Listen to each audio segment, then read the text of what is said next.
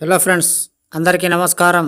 ఈ స్టోరీ వింటున్న ప్రతి ఒక్కరికి థ్యాంక్ యూ సో మచ్. అలాగే విశ్వానికి కృతజ్ఞతలు.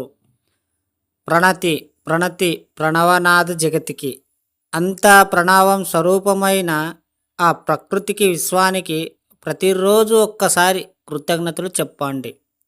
ఎందుకంటే ఇంత గొప్ప మానవ జన్మ మనకు ప్రసాదించి అనంతమైన సంపదను మనకు ప్రసాదించినందుకు ఎన్నోసార్లు చెప్పుకున్నాము.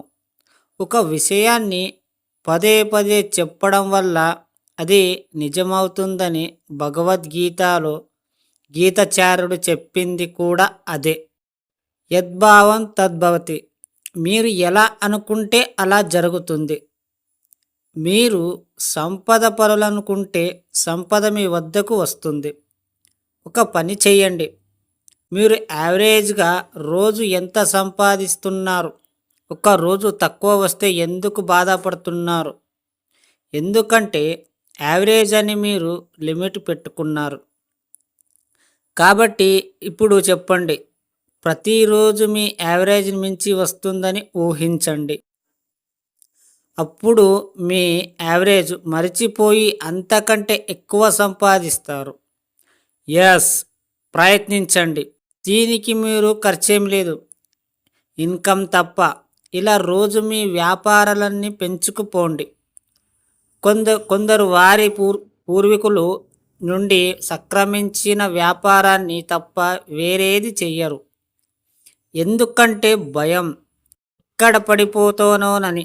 ఒక్కసారి క్రొత్త వ్యాపారాన్ని కూడా ప్రయత్నించండి.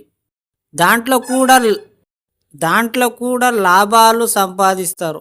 ముందు మీరు భయాన్ని విడిచిపెట్టండి, అప్పుడే ఏదైనా సాధిస్తారు. Yes, you are the great businessman. ప్రతిరోజు చెప్పండి, మీరు డైలీ వ్యాపారంలో 500 అవుతున్నాయంటే మీరు డైలీ ఈరోజు 1000 రూపాయలు ఇచ్చినందుకు విశ్వానికి కృతజ్ఞతలు అని మీరు చెప్పాలి.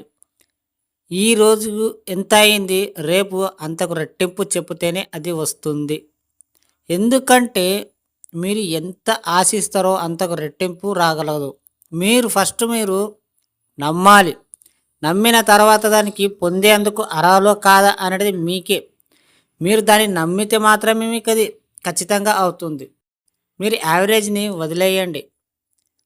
ఎక్కువ సంపాదించడం ఎలా అని మీరు దీని గురించి ఆలోచించండి.